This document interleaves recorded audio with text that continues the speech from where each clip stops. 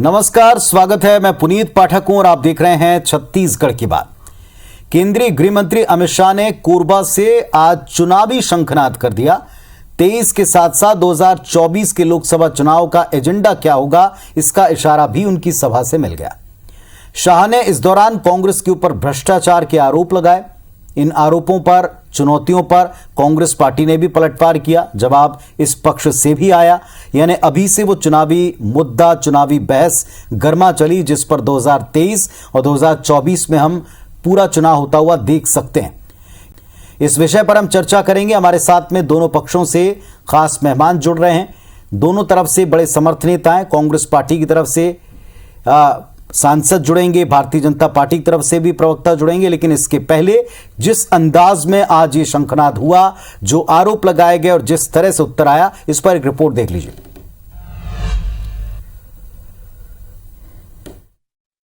सरकार बदलनी है या नहीं बदलनी है? जोर से बोलो, बदलनी है या नहीं बदलनी है? केंद्रीय गृह मंत्री अमित शाह ने छत्तीसगढ़ के कोरबा से चुनाव का शंखनाद कर दिया है। साथ ही चुनावी एजेंडे के संकेत भी स्पष्ट कर दिए। अपने संबोधन में उन्होंने प्रभु श्री राम का नाम लिया और साथ ही भूपेश सरकार पर भ्रष्टाचार के आरोप लगाए। शाह ने कहा कि विकास की गाड़ी को गति देनी है तो 2 इंजन लगाने पड़ेंगे। प्रभु श्री राम के नैनीहाल में आया हूं, इसलिए सारे छत्तीसगढ़िया लोगों को मन से जय श्री राम कहकर मेरी बात की शुरुआत करना चाहता हूं। ये 9,234 करोड़ के काम आपके क्षेत्र में हुए हैं क्या? अरे जोर से बोलो, हुए हैं? कहां गया पैसा? कहां गया? अरे मैं पता बताता हूं इसका। मैं बता दूं पता कहां गया? बता दो। शाह के दावों से तर कांग्रेस 2023 में वापसी को लेकर पूरी तरह आश्वस्त है। कांग्रेस ने कहा कि कोई आ जाए फर्क नहीं पड़ेगा। 2023 में 75 सीटें जीतकर कांग्रेस फिर सरकार बनाएगी। अच्छी बात है। पिछले समय अमित शाह जी आए थे तो 65 पार की बात कही थी। 65 पार की बात शाह साहब ने कही थी और उस समय मैंने कहा था वो अपने लिए नहीं करें, वो हमारे लिए कर रहे हैं। और हुआ ये कि हम 68 पार कर गए। अब तो 71 हमारे हैं, तो 2023 भी हमारा है, 2024 भी हमारा होगा। अमित शाह ने कोरबा में लोकसभा कोर कमेटी की बैठक ली और फिर सर्वमंगला देवी मंदिर पहुंचकर पूजा अर्चना भी की। जाते जाते एयरपोर्ट पर अमित शाह और मुख्यमंत्री भूपेश बघेल की मुलाकात भी हो गई। शाह का छत्तीसगढ़ दौरा भले केवल 3 घंटों का रहा हो, लेकिन इसका असर 2023 में और फिर आगे 2024 तक रह सकता है। Bureau report, IBC 24।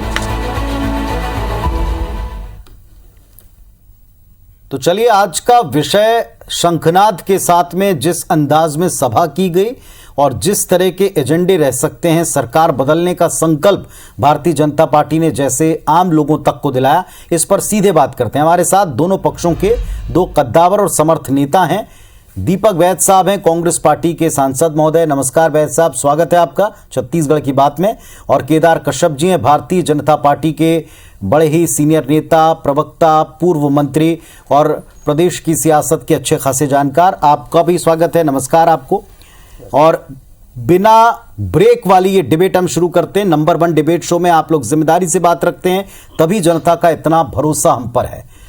सबसे पहले दीपक वैद्य साहब, आज अगर आपने सुना होगा, शाह ने आकर के जिस अंदाज में सभा की, ये कहा सबसे पहले सरकार बदलनी है कि नहीं, कारण बताएं क्यों बदलनी है। भ्रष्टाचार के आरोप लगाए हैं और यह भी कहा है कि 2024 में आप तैयारी तब कर पाएंगे जब 23 में सरकार बदलेंगे। क्या कहेंगे?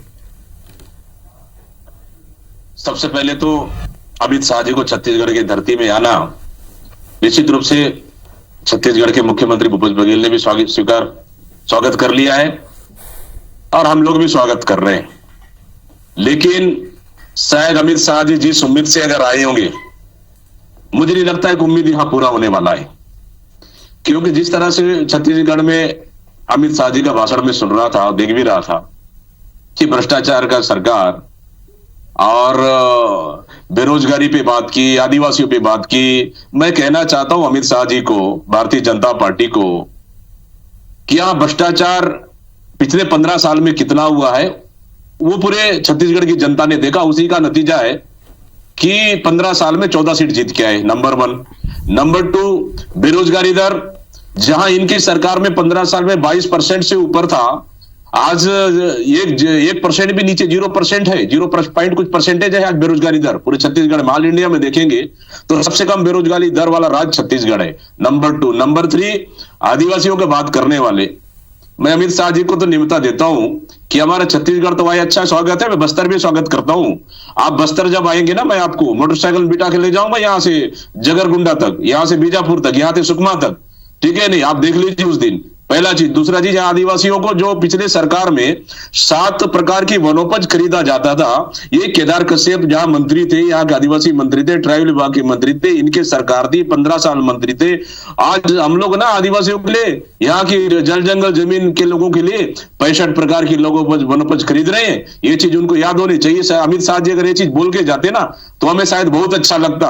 यहाँ के आदिवासियों के लिए हमारे मुख्यमंत्री भूपेश बघेल सरकार ने बस्तर के आदिवासियों के लिए बहुत बड़ा काम किया है और लगातार आज भी काम कर रहे हैं। निश्चित रूप से अमित शाह जी को, केंद्र की सरकार को, भारतीय जनता पार्टी को इससे चिंतित होने की आवश्यकता नहीं है। बिल्कुल चिंता कर रहे हैं, घबरा रहे हैं, उसी का नतीजा है। चलिए, मैं आपके पास वापस लौटूंगा दीपक जी। जिस तरीके से आपने अपनी बात रखी है, ये ओपनिंग स्टेटमेंट है। वापस आपके पास आऊंगा। केदार जी की बारी है, 2 मिनट में आप भी अपना ओपनिंग स्टेटमेंट रखें।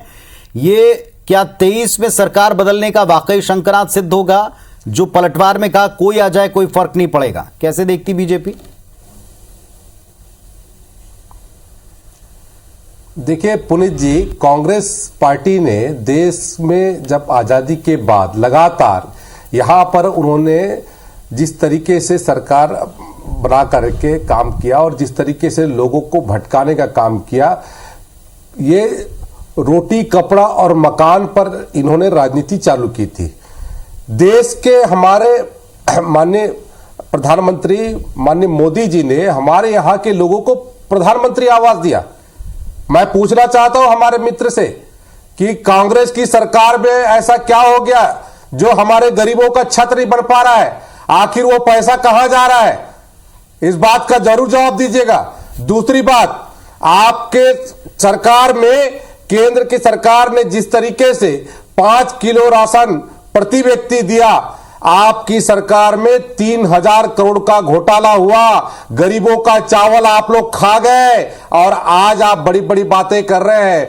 और हमारे केंद्र में बैठे हुए सरकार, माननीय मोदी जी की सरकार, माननीय अमित शाह जी की सरकार लगातार शिक्षा, स्वास्थ्य, सुरक्षा पर जिस तरीके से काम कर रही है, लेकिन आप लोगों ने यहां पर जिस तरीके से पूरे प्रदेश में जो हालात उत्पन्न करके रखा है, आप लोग का लड़ाई का खामियाजा हमारे छत्तीसगढ़ को भुगतना पड़ रहा है। हमारे यहां पर स्वास्थ्य की स्थिति क्या हो गई है, हमारे यहां पर शिक्षा की स्थिति क्या हो गई है, ये आपको जानकारी है कि नहीं है? हम सबसे निचले पायदान में जा रहे हैं। हम लोग के यहां पर सुरक्षा की स्थिति आप देख लीजिए, हर दिन कोई ना कोई घटना होती है, कोई ना कोई बलात्कार होता है, कोई ना कोई हत्या होती है। यहां पर गुंडा की सरकार है। यहां पर कहते हैं जिस तरीके से लगातार घटनाएं बढ़ रही है, एनसीबी की रिपोर्ट पर आज छत्तीसगढ़ पूरे देश में अव्वल स्थान पर आ रहा है और उस पर आप कुछ नहीं बोल रहे हैं। आप कहते हैं कि हम लोगों ने ये योजना चालू, मैं एक भी योजना बताइए आप बस्तर से वो करते हैं। चलिए, अब बारी आपने भी अपना ओपनिंग स्टेटमेंट रखा है केदार जी, अब बारी खुलकर सीधी चर्चा करने की है।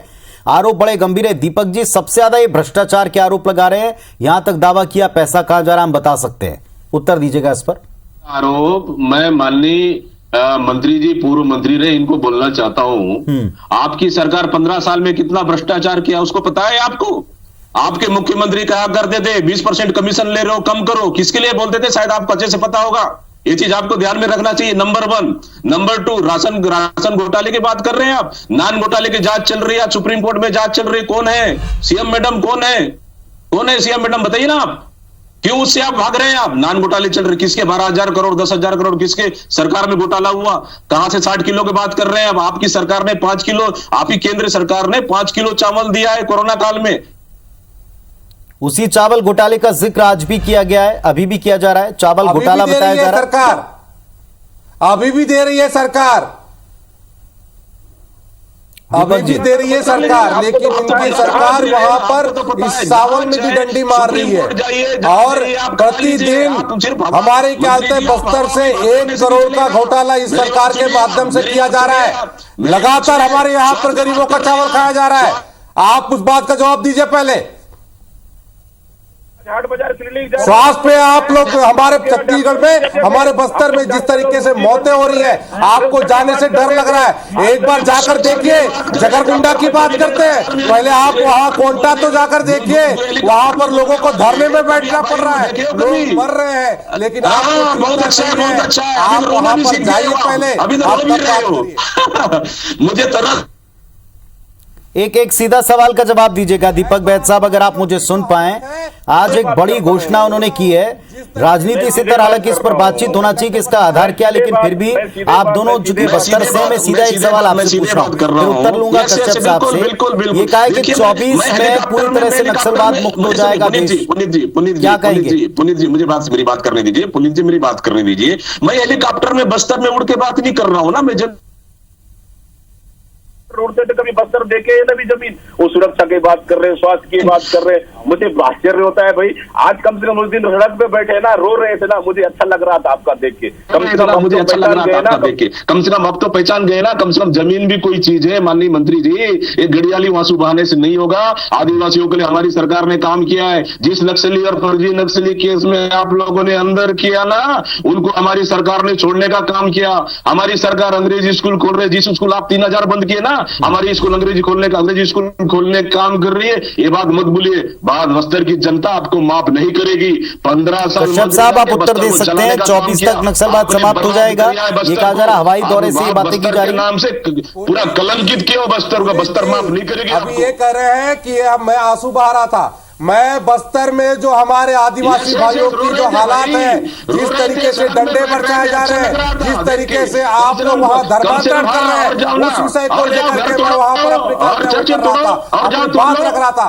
आप लोगों ने बस्तर को लूटने का काम किया है। आप अंग्रेजी स्कूल की बात करें, आप अंग्रेजी स्कूल नहीं, अंग्रेजी दारू बांटने का काम कर रहे हैं, इसलिए अंग्रेजी दारू वाले मंत्री आप वहां पर बना के रखे हैं, और वहां में गाँव में अंग्रेजी बांटने का काम दूसरा नक्सली पैदा कर रहे हैं। माननीय केदार कश्यप जी, आपकी एक राजनीति बस्तर में नहीं चलेगी। आदिवासियों को लड़ाने का काम, आदिवासियों को आपका करने का काम नहीं चलेगा। आपका चाल और चरित्र देख चुके हैं, आपका घटिया राजनीति चलने वाला नहीं है बस्तर में। बस्तर की जनता स्वीकार नहीं करेगी। बड़े स्तर पर नहीं जा पा रहे। चलिए एक अगले विषय के ऊपर आपको लिए चलता हूं, जो आज कहा है इसी पर। अब ये सीधा सवाल कश्यप साहब से। केदार जी एक सवाल सुन लीजिएगा, उसका उत्तर दीजिएगा, फिर मैं वापस दीपक जी के पास जाऊंगा। केदार जी एक सवाल का जवाब दीजिएगा। राम का नाम भारतीय जनता पार्टी पहले भी लेती है, लेकिन पहली बार केंद्रीय गृह मंत्री ने आकर कहा है, वो कहा है जिस संबोधन से कांग्रेस पुकारती, उन्होंने कहा राम के ननिहाल में मैं आया हूं तो उनको प्रणाम करना कैसे बोलूं।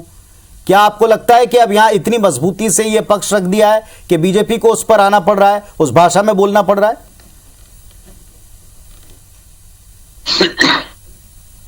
देखिए, राम के नाम पर और जिस तरीके से सवाल उठाने का काम किया, ये कांग्रेस के लोगों ने किया। कांग्रेस के लोगों ने भगवान राम का, आज उनके कहते हैं इनके मुख्यमंत्री के पिता, वो ये भगवान राम को नहीं मानते। वो कहते हैं ये भगवान राम का क्षेत्र नहीं है, वे भगवान राम की पूजा ना करो, ये बातें इनके मुख्यमंत्री कहते हैं। और जिस तरीके से सांप्रदायिक रूप से ये भड़काने का काम करते हैं, पहले उसका जवाब तो इस पार्टी को देना चाहिए। चलिए, वैसे ही सीधा उत्तर नहीं हुआ। मेरा सवाल एकदम सिंपल था, क्या अब आपको उसी संबोधन से छत्तीसगढ़ को बुलाना पड़ रहा है जिस संबोधन से कांग्रेस पार्टी और मौजूदा सरकार बुलाती है? नहीं, हमने भी माना, हमने तो पहले ही कहा, हमने तो छत्तीसगढ़ को तो ननिहाल, पर वो आप पर आरोप लगाते हैं कि आपने इस ननिहाल को कभी भी वैसे समृद्ध नहीं बनाया, वैसा परिपक्व नहीं बनाया जैसा कांग्रेस पार्टी भी बना रही। ये उनका आरोप है आप पर। ये बोल के देखे, ये लोग ऐसे लोग हैं जो मुंह में राम बगल में छुरी, और ये कालनेमी लोग हैं जब जगह। चलिए इसका उत्तर दीजिए, कालनेमी लोगों पर उत्तर दीजिए और दीपक बैद साहब का काम करेंगे। मुझे लगता है क्योंकि राम का पूरा काम तो माननीय मुख्यमंत्री हमारी सरकार भूपेश बघेल जी कर रहे हैं। वो किसी से वो सीएम साहब ने कहा ना, मैं कोई सुप्रीम कोर्ट या हाई कोर्ट के आदेश से नहीं कर रहा हूं, मैं अपने दिल से, अपने मन से मैं कर रहा हूं। राम गमन पथ, कौशल्या माता का मंदिर, सब चीज हमारी सरकार ने बनाने का काम किया है।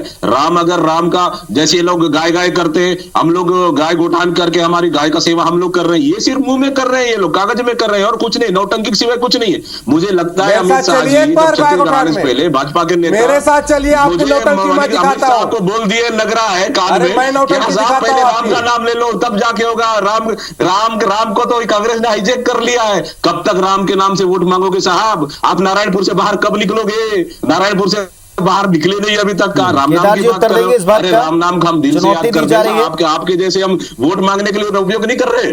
अरे नारायणपुर से बाहर भी निकले मंत्री जी। पुनीत जी, ये कांग्रेस के लोग जिस तरीके से गोठान की बात करते हैं, मेरे साथ चले, मैं उनको दिखाता हूँ, इन्होंने जो गाय का गोठान में कितने गाय, स्वागत है, आपके भानपुर में दिखा देंगे साहब, लीटर में खरीदे, आपके नारायणपुर विधानसभा में दिखा देंगे किस जगह चल रहा है, बता दीजिए। आप चलिए ना, मैं चलता हूँ ना, किस जगह चल रहा है, दिखा देता हूँ कैसा भ्रष्टाचार किया उसका बता देता हूँ। चित्रकूट में, अरे आप चलिए मेरे साथ, आप में इतनी हिम्मत है, मैं आपको चुनौती देता हूँ, मैं आपको चुनौती देता हूँ, आप आइए, चलिए मेरे साथ। अरे मेरे साथ चलिए, आप में इतनी हिम्मत है, चलिए मेरे साथ। अरे मेरे साथ चलिए, बताइए। अरे मैं तो आपको वो भी दिखाऊंगा, सिर्फ राम नाम जपते रहो, मुझे लगता है। मैं तो आपको वो गोठान भी दिखाऊंगा जहाँ पर आपका बार चल रहा है, शराब की दुकान वहाँ पर चल रही है, वो गोठान भी दिखाऊंगा, चलिए मेरे साथ। और वहां पर ये भी दिखाऊंगा, हमारे लोग तेंदुपत्ता के तो उसके लिए आप लोग के हमें कोटा पे हम लोग को धरना देना पड़ा, हम लोग धरना दिए। आपका एक आदमी वहाँ तेलंगाना, दीपक साहब एक सवाल का उत्तर आप दीजिएगा, क्या शाह के आने के बाद उनके दौरे के पूरी तरीके से चुनावी फोकस को हम सब देख पा रहे हैं, आप भी समझ रहे होंगे, लेकिन जिस अंदाज में उन्होंने सभा की, आपको लगता है आपकी चुनौतियां बढ़ेंगी? अब केंद्रीय मंत्रियों के इसी तरह अगर दौरे होते रहेंगे, अभी तो जनवरी है, अभी तो शुरुआती सप्ताह है, तो फिर आप लोगों के लिए चुनौतियां बढ़ेंगी? पुनीत जी, मैं आपको साफ और स्पष्ट कह रहा हूं, छत्तीसगढ़ सरकार, माननीय मुख्यमंत्री भूपेश बघेल जी के काम से केंद्र सरकार डरी हुई है, पूरी मंत्रिमंडल, प्रधानमंत्री पूरी डरी हुई है, पूरी भारतीय जनता पार्टी डरी हुई है। आज देश का नंबर 1 मुख्यमंत्री है, ऐसी नहीं बने साहब 4 साल में, 15 साल में नंबर 1 नहीं बने, हमारा मुख्यमंत्री 4 साल में नंबर 1 बने। पहला चीज, दूसरी चीज, तो पैसा प्लस करते थे, अक्सर तो हम लोग आ गए, अभी तो दूसरा दौरा हुआ है, तीसरा दौरा प्रधानमंत्री का बोल के जाएंगे, भाइयों बहनों, हम लोग जाएंगे, उनके लिए नहीं, हमारे बीजेपी की सरकार रही है, अभी भारतीय जनता पार्टी कितनी भी सर फटक ले, माननीय मुख्यमंत्री भूपेश बघेल जी ने क्या किसानों के लिए काम किया है, आदिवासियों के लिए काम किया, युवाओं को नौकरी देने का काम किया, यहाँ के लोगों के लिए काम किया, सभी सर्ववर्गों के लिए काम किया। यहाँ कोई फर्क नहीं पड़ना, पूरी मंत्रिमंडल आके देख ले, यहाँ पश्चिम बंगाल नहीं होने देंगे, यहाँ ये बंगाल नहीं है, ये छत्तीसगढ़ है, बस्तर है, यहाँ की जनता जानती है। 15 साल का भारतीय जनता पार्टी डरी हुई है, इस वजह से केंद्रीय मंत्रियों को आना पड़ रहा है, उनको मोर्चा संभालना पड़ रहा है। पुनीत जी, केंद्र की सरकार के मंत्री यदि आते हैं, क्योंकि केंद्र की योजनाओं पे तो छत्तीसगढ़ चल रहा है, एक भी योजना बता दें, सांसद जी बैठे हैं, एक भी कहते हैं योजना जो कहते हैं बघेल ने बस्तर में लागू किया हो, बता दीजिए, बता दीजिए, आप बोलिए। अरे छोड़िए आप, अरे दिल्ली का पैसा से आप अपना नाम बोलते हैं कि हमने पैसा दिया, अरे कहा आप तो एक भी योजना बताए, मेरा तो पंच का ताकत नहीं है, ये बोलते हैं, आपके पास में कुछ नहीं है, आप और आपकी सरकार, आपने जिस तरीके से बस्तर को, छत्तीसगढ़ को लूटने का काम किया है, आपके लोग आप कहते हैं छत्तीसगढ़ को उसमें आ रहे हैं। सौम्या चौरसिया कहाँ चली गई? सौम्या चौरसिया को भी याद कर लीजिएगा। बस्तर की जनता हमारे छत्तीसगढ़ को लूटने वाले लोग जिन्होंने छत्तीसगढ़ को लूटा है। दीपक वैद साहब एक सवाल, क्या भ्रष्टाचार, दीपक वैद साहब, क्या भ्रष्टाचार और धर्मांतरण जैसे मुद्दे 2023 में सौम्या चौरसिया ने उठाए जाएंगे? पूरे छत्तीसगढ़ बस्तर से ये मुद्दे उठाए जा रहे हैं, कौन है आप पता, मैं मुझे बताने बोलिए, मैं बताता हूँ मुख्यमंत्री जी को क्या लगते हो। ये मुद्दा विहीन भारतीय जनता पार्टी है। भारतीय जनता पार्टी छत्तीसगढ़ में वेंटिलेटर में चला गया है, आईसीयू में चला गया है, ये लोग बस केंद्रीय मंत्रियों को बुला के ऑक्सीजन देने का काम अरे कर रहे हैं, इससे कोई वेंटिलेटर फर्क में नहीं तो पड़ने आपकी वाला है। सरकार छत्तीसगढ़ चली में गई। माननीय मुख्यमंत्री भूपेश बघेल जी के नेतृत्व में हम लड़ेंगे बेहतर। हम याद 65+ हुए ना, अभी हम 75+ होके जाएंगे। अब ये चिंता करने की जरूरत नहीं है। केदार कश्यप जी तो खुद वेंटिलेटर में सड़क में जाके बैठ रहे, रो रहे, गा रहे। अरे 300 को जला रहा साहब, उस समय तुमको पता होता आपका एक कार्यकर्ता अंदर हो गया, उसके लिए अरे आदिवासियों को आप लोग कहते हैं जेल में घुस रहे हो तो हम नहीं को करेंगे। आप आदिवासियों को रिहाई की बात करते हो और आदिवासियों को जेल में घुसने का काम करते हो। इससे बड़ा क्या दुखद क्या होगा? और आप चर्चों में जाकर के वहां पर जिंगल बेल करते हो। अरे आप आदिवासियों की तैसी नहीं, आप वो ईसाइयों के पास्टरों के, आप वहां के जो कहते हैं पादरियों के हित रक्षक है, वो उनके वो आपके फादर है। हमारे आदिवासी आपके फादर नहीं है, आदिवासी आपके फादर नहीं है।